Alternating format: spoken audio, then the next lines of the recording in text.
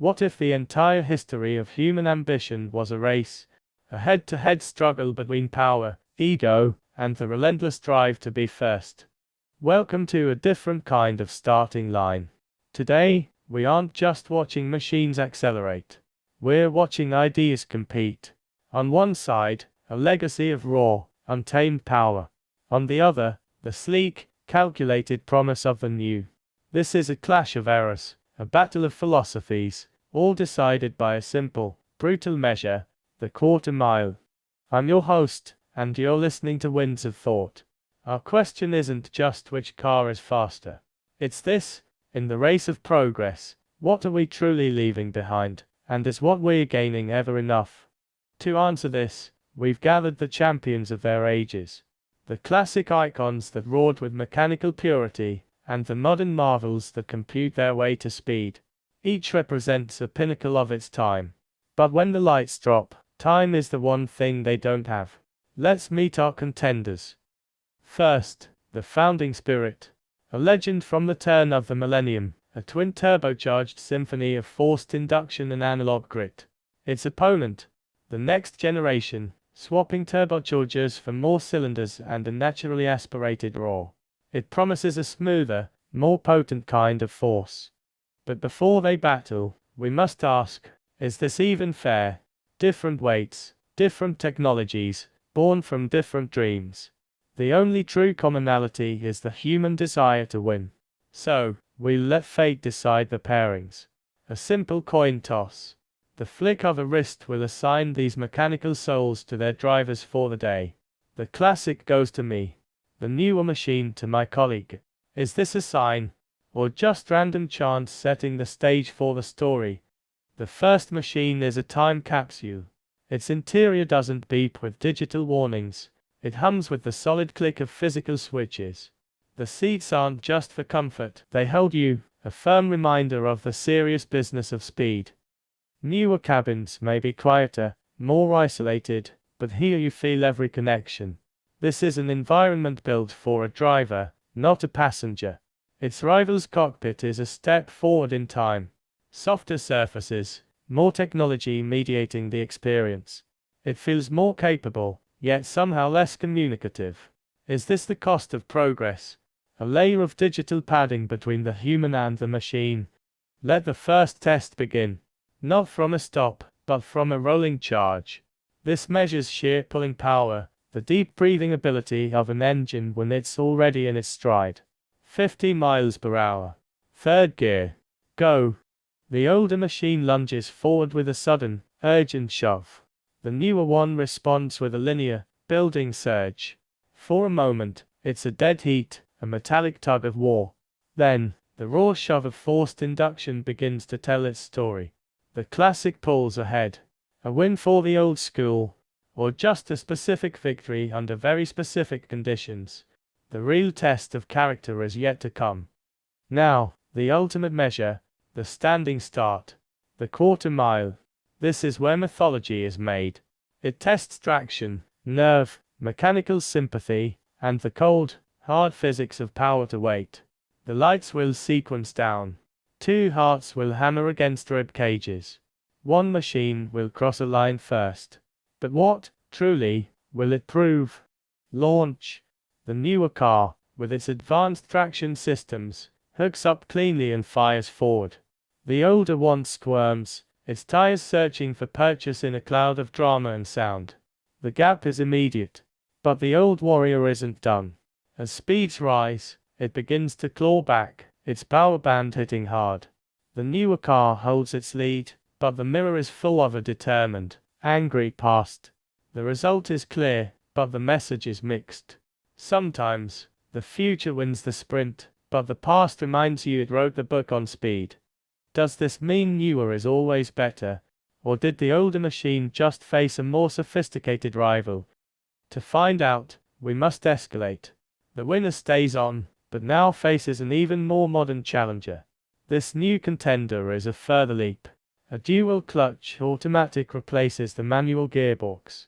Launch control replaces driver skill. It's heavier, more complex, a computer on wheels. On paper, it should dominate. But paper doesn't feel fear, or excitement, or make a mistake. Can technological perfection overcome the heart of a purebred predecessor? Another rolling race tells a shocking tale. The newer, better car stumbles. Its initial response is dull, almost hesitant, as its computers process 1,000 variables. The older champion, simpler and more direct, seizes the gap and holds it. A stunning upset. Is complexity the enemy of performance? Have we engineered the soul out of the experience? But technology learns.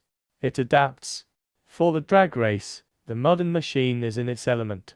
Launch control orchestrates a violence so precise it feels clinical. It rockets off the line, building a lead the older car's passionate roar cannot overcome.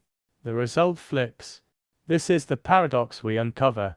In the search for perfection, we often build machines that are brilliant, yet somehow forgettable. The defeated classic bows out, but the tournament must continue. The modern victor now faces the present day, a current model, the latest iteration of the idea. It's heavier still, burdened with safety systems and luxury. But its engine is a masterpiece of forced induction, a single turbo forcing vast amounts of air and fuel to create monumental torque. It looks aggressive, sounds subdued, and promises effortless speed. Against the previous generation's high-revving naturally aspirated engine, it's a clash of philosophies, brute force versus high-strung elegance. The rolling race is a revelation. The new car's turbo lag is a tangible pause, a moment of nothing before an avalanche of thrust arrives. It's enough for the older, more immediate car to grab a lead. But once the turbo spools, the new car comes storming back, a tidal wave of acceleration that simply overwhelms. It wins, but the victory feels different. It's less about skill, more about waiting for the inevitable. Is this progress? Or just a different, less engaging kind of power? The drag race removes all doubt. With launch control, the new car devours the strip, its victory total. The future is here, and it is brutally efficient. But is it joyful? We must push further. Beyond the practical, into the realm of dreams. The ultimate expression of the internal combustion engine for its era, a mid-engined supercar. Lightweight, visceral, powered by a screaming naturally aspirated V8. This is no longer a family-friendly performance machine. This is a statement of automotive passion. It should, by all rights, humble everything that came before. But it's also a manual transmission in an automatic world. Its success depends entirely on the human operating it. Against the latest high-tech champion, the supercar is a wild animal. In the rolling race, its lighter weight and focused purpose allow it to strike hard and fast. It feels alive, every input directly connected to an output. It wins. But in the drag race, the balance shifts. The human must now be perfect. The bite of the clutch, the timing of the shift, every millisecond counts. The launch is good, but the automated rival is flawless. Technology triumphs again, but by the slimmest of margins. The supercar driver feels every inch of the loss and every inch of the prior victory. The experience is richer, even in defeat. But we haven't reached the summit. There is one more level. The final form of this internal combustion lineage, a V10 powered roadster, stripped of weight, tuned for track-like aggression. It is automotive exclamation point. Open top, screaming, utterly focused. It represents a peak before the world began to shift its gaze to electrons and silence. Surely, this is the final answer. The result is as devastating as it is beautiful. From a roll or from a stop, the V10 Roadster is in another dimension. Its power isn't just felt, it's heard, a glorious wail that accompanies an unshakable shove in the back. It dominates completely. The race is over almost as soon as it begins. Here, at the pinnacle, the philosophy is pure: minimize compromise, maximize sensation, and let the engine sing its violent song. So, what have we learned in this theater of acceleration? The final times tell a numerical story. The modern champions and the ultimate supercar setting identical, blisteringly quick times. The newest luxury contender close behind. The revered classics, for all their soul, trailing on the clock. But the numbers are the smallest part of this story. We witnessed more than acceleration. We saw the evolution of an idea. From the connected, raw thrill of the analog age, through the complex, sometimes disconnected genius of computer-aided speed, to the focused passion of an unapologetic supercar. Each winner on this day represented a different answer to the same human question. How do we go faster? The answer has changed. It moved from pure mechanical passion to technological orchestration, and finally, to a glorious fusion of both.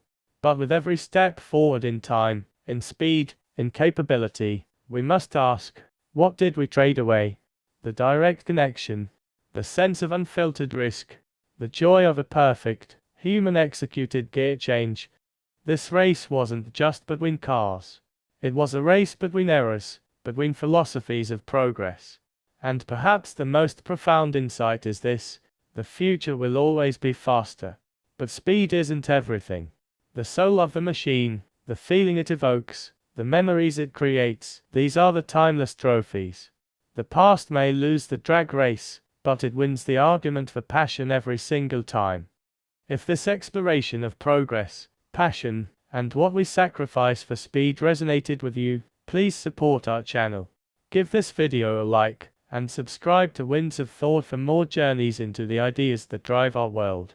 What do you value more? Flawless speed, or passionate connection? Let us know in the comments below.